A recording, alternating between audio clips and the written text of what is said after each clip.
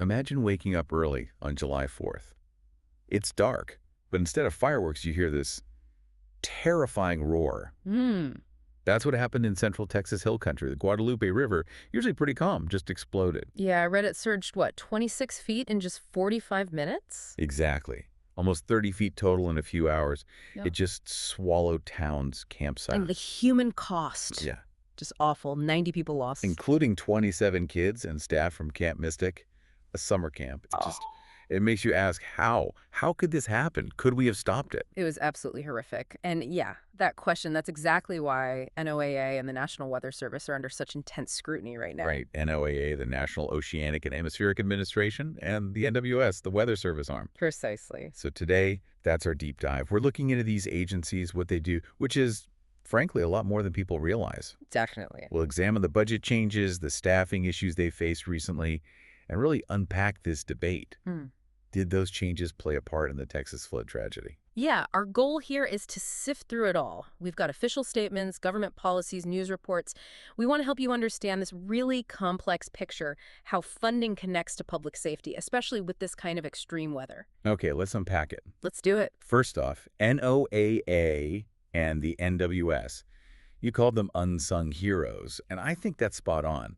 Their work is way more than just the daily forecast, isn't it? Oh, absolutely. It's fundamental. Keeping communities safe from weather, environmental threats. That's a core government job. And they're woven into our lives in ways we probably don't even notice. Totally. Think about severe weather alerts. Tornado warnings, hurricane tracks, those flash flood warnings like in Texas. Right, the ones that pop up on our phones. Exactly. And they go free to local emergency services, schools, everyone. They trigger action that saves lives. And it's not just the big dramatic stuff. What else are they doing day to day? Well, air quality alerts, for one. They work with the EPA, monitoring ozone, particle pollution, super important for kids or anyone with breathing issues. Didn't know that was NOAA. Yeah. And heat alerts. Winter storm warnings that lead to snow days or warn about icy roads. Okay, yeah, those make sense. Fog advisories for drivers. Even pollen forecasts, that's relatively new, a federal pollen forecast. And fire weather forecasts, crucial out west. Wow. Okay, so it's this huge range of safety It information. really is. Flood warnings, evacuation advice, public education on heat stroke or safe playgrounds. It's constant. And they track climate change impacts too, informing policy. It's incredible. And the economic side of it is just as staggering. You mentioned a figure. Yeah, the return on investment is amazing. For every dollar taxpayers put into the NWS, the estimated public benefit is around $73. $73. That's huge. It is. Think about agriculture. NOAA's El Nino forecasts. They boost the U.S. farm economy by $300 million a year. Corn growers save billions on fertilizer and cleanup thanks to their data. So it's embedded in farming, shipping, zoning, National security even. It touches almost everything. and the forecasts themselves are getting remarkably good. A 7-day forecast is 80% accurate. Pretty much, yeah. And 5-day forecasts are hitting near 90% accuracy. That kind of reliability was unthinkable not too long ago. How do they even do that? A lot relies on data, especially from those polar orbiting satellites. They're about 500 miles up, constantly scanning, feeding data for forecasts up to a week out. Okay, so these satellites are key. Absolutely critical. It's this complex web of technology, data, and skilled people interpreting it all. Which makes the story of their resource struggles even more, well, concerning. Let's walk through that timeline. Where did the push for cuts begin? It really ramped up around March 2017. The Trump administration's first budget proposal aimed for a big cut to NOAA, like 17%. Targeting climate research and satellites, right? Yeah, and about a 6% cut specifically for the NWS. It fit this broader goal of shrinking agencies, rolling back climate work. But then came that brutal 2017 hurricane season. Harvey, Irma, Maria. Right. That definitely highlighted NOAA's value. And Congress actually pushed back. In February 2018, a bipartisan budget deal increased NOAA funding. For satellites and supercomputers, forecasting upgrades. Sounds good on paper. It did, but even though Congress blocked the deepest cuts initially, the administration kept proposing reductions in subsequent years. And there was a hiring freeze. Yes, a federal hiring freeze plus natural attrition, people retiring or leaving, meant hundreds of NOAA jobs just weren't filled, especially at the NWS. So vacancies started piling up. Exactly. The NWS Employees Union started reporting significant staffing shortfalls at local weather offices across the country, a kind of slow hollowing out. Okay, fast forward a bit. November 2023. Project 2025 emerges. Ah, yes. The policy blueprint from conservative think tanks laying out plans for a potential second Trump term. And it had some pretty radical ideas for NOAA. It really did. It talked about breaking up NOAA, slashing climate research, calling it the climate change alarm industry, and significantly commercializing the NWS forecasting operations. So essentially privatizing weather forecasts. That was the direction, taking services the government provides free and potentially putting them behind a paywall or relying on private companies. And then January 2025, Trump is inaugurated again. What happens?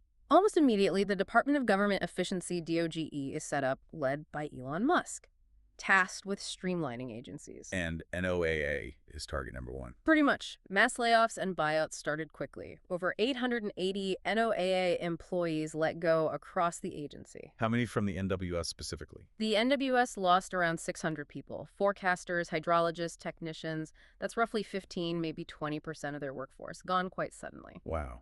What did that mean on the ground, operationally? Big impacts. Some local weather offices couldn't stay open, 247 anymore, not enough staff. That seems risky. It does. And even routine things like launching weather balloons vital for forecast data got cut back by about 17% nationwide. Again, staffing shortages. You mentioned an experience drain, too. Yeah, a lot of veteran scientists, people with decades of forecasting experience, either took early retirement or were pushed out.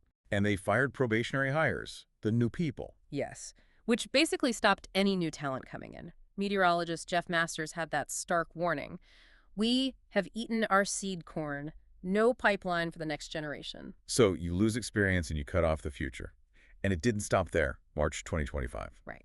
The White House released its budget proposal for fiscal year 2026, and it included this really controversial plan: shutter all NOAA research labs. All of them, Yeah. including the National Severe Storms Lab, NSSL. Yep. The very lab that developed FLS, the flood prediction system. This lined up perfectly with the Project 2025 critique of climate science. And more talk of commercial partnership. Accelerated talk, yes. The new Commerce Secretary, Howard Lutnick, said he didn't want to dismantle the NWS, but he thought it could be run more efficiently and less expensively. But internally, NOAA was planning for more cuts. Managers started planning for potential lab closures, maybe another 1,000-plus layoffs. The writing was on the wall. So spring 2025, the warnings are getting louder from scientists, former officials. People like former NOAA Administrator Rick Spinrad were speaking out. Then in late May, NOAA's acting leadership confirms they are scaling back weather balloon launches at 8 sites. Budget and staffing constraints. And experts are saying NOAA and FEMA aren't ready for hurricane season. Openly warning about it. And then came July 4th. The catastrophe in Texas. That pre-dawn horror. This massive storm system stalls out, fueled by moisture from what was Tropical Storm Barry. And just dumps incredible amounts of rain. Yeah. 15, 20 inches overnight in some places. Unbelievable amounts, right over the Guadalupe River watershed. And that area, the Texas Hill Country, it's naturally vulnerable. Right. The soil is often dry and packed, so rain runs off fast.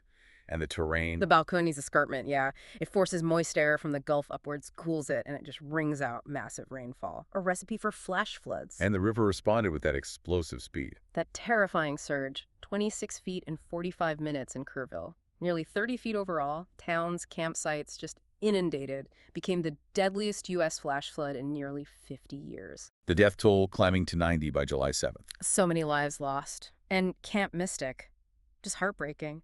100-year-old girls' camp, cabins destroyed, 27 campers and staff gone, including the director. A third of all the victims were kids at summer camps. Just gut-wrenching. Responders did amazing work, didn't they? Over 850 water rescues. Incredible bravery. Governor Abbott mobilized state help. President Trump approved a federal disaster declaration. FEMA, Coast Guard deployed. The Coast Guard alone saved over 200 people. Heroic efforts, absolutely. But it inevitably leads back to that really tough question. Did the cuts play a role in how bad it got? How many people died? It's the elephant in the room, and the arguments fall on both sides, right? Let's start with the case for the NWS doing its job despite everything. Okay, so the NWS office in New Braunfels, the one covering that area, they did issue warnings. A flood watch went out the day before, July 3rd, forecasting significant rain. Up to 7 inches possible, I think it said. That's right. Then, as the storms blew up overnight, they escalated. A flash flood warning at 1:14 a.m. on the 4th. And then the really serious one. There's the flash flood emergency. That came at 4:03 a.m. That's rare. The language was stark. Particularly dangerous situation. Seek higher ground now. So the warnings were timely, and they escalated appropriately based on the threat. Seems so. And importantly, despite the agency-wide staff shortages, that specific New Braunfels office surged its staffing for July 3rd and 4th. They brought in extra Yeah, peoples. 5 forecasters instead of the usual 2. Meteorologist Jason Runyon confirmed they had extra staff on duty. And other meteorologists backed them up. A lot did. Experts like Daniel Swain at UCLA, Alan Gerard, who used to direct the NSSL, Matt Lanza in Houston, Avery Tomasco at CBS Austin. They said NWS did a solid or admirable job. Issued the right watches and warnings. What about coordination? John Morales, another meteorologist, noted the cuts might not have hit the warning process itself, but maybe impacted coordination with local officials. And the official line from the White House? Defense. Spokesperson Abigail Jackson dismissed false claims about the NWS. President Trump called it a 100-year catastrophe, said nobody expected it, and rejected blame, calling it a thing that happened in seconds. He even sort of blamed the Biden setup, but then walked it back. Yeah, adding, I wouldn't blame Biden for it either. Homeland Security Secretary Kristi Noem also defended the agency, saying they were fixing old technology. Okay, so that's one side. Warnings went out, staff stepped up, it was an unpredictable event. What's the counter-argument? That the cuts did contribute. Well, some Texas officials on the ground painted a different picture of the forecast. Chief Nimkid from Emergency Management, Dalton Rice, the city manager in Kerrville. What did they say? They said the forecast they saw predicted maybe 3 to 8 inches, but the 15-20 inches that actually fell, never in any of those forecasts. So a disconnect between the NWS warnings and what local officials felt they were told to expect. Potentially. Or maybe the sheer intensity wasn't fully conveyed or grasped. Kerr County Sheriff Rob Kelly said many residents were just caught completely off guard. Which raises the issue of warning dissemination. If the warning goes out, does it reach people? Exactly. Kerr County Judge Rob Kelly made a crucial point. The area lacks a siren system for river floods. He said authorities were shocked by the ferocity. And CBS News found something about the alert system, IPIWS. Right. The Integrated Public Alert and Warning System, that federal system that sends alerts to phones. CBS found no IPIWS alerts were triggered by local officials in Kerr or Bandera counties.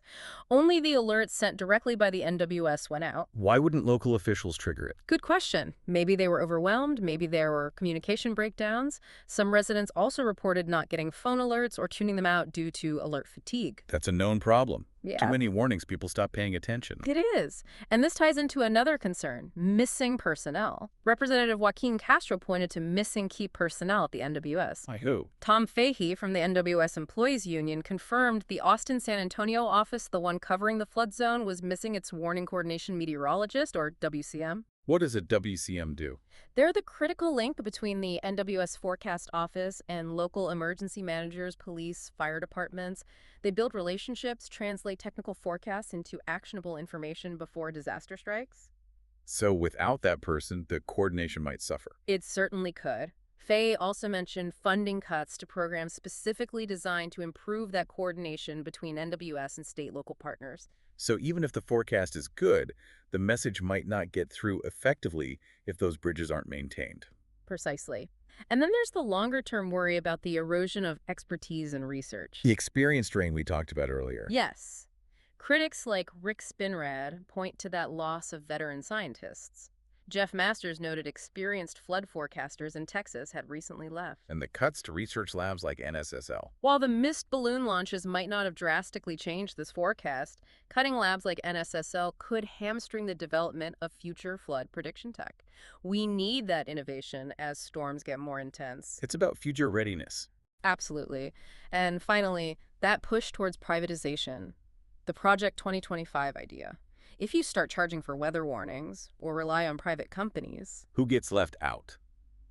Will the information reach everyone who needs it, especially vulnerable populations? That's the fear. Private companies depend on NOAA's public data anyway. Privatizing could compromise safety for profit. Okay, so wrapping this up, it's incredibly complex, isn't it? The Texas flood became this sort of flashpoint. It really did. A litmus test. You have NWS forecasters working incredibly hard, issuing warnings that definitely save lives, no question. But the scale of the tragedy, the 90 deaths, it exposed how thin the margin for error is. And it raised serious questions about preparedness, especially that connection between the federal forecast and local action. so for you listening, It's hard to draw a straight line, isn't it? Saying the cuts directly caused X number of deaths. It's very difficult, maybe impossible to pin it down like that for this specific event, but the bigger picture is worrying. The ongoing loss of expertise, the underinvestment in research, and maybe coordination. It could mean that the next record-breaking storm hits a NOAA and NWS that's even weaker, less prepared. And we know climate change is making these extreme rainfall events more likely. The demands on these agencies are only going to increase. Exactly. Which leads to a really provocative thought, I think. Go on. The entire NWS annual budget works out to about $4 per American. $4. It's a tiny slice of federal spending. For an agency that provides warnings for life-threatening storms, data for multi-billion-dollar industries. Everything we've discussed. So the question becomes, as a country expecting top-tier warnings in an age of worsening weather, are we okay gambling with an agency that's literally a lifeline? What happens when that drive to cut costs, even for vital services, slams head-on into the raw power of nature? Yeah, something to think about. What price do we put on preparedness?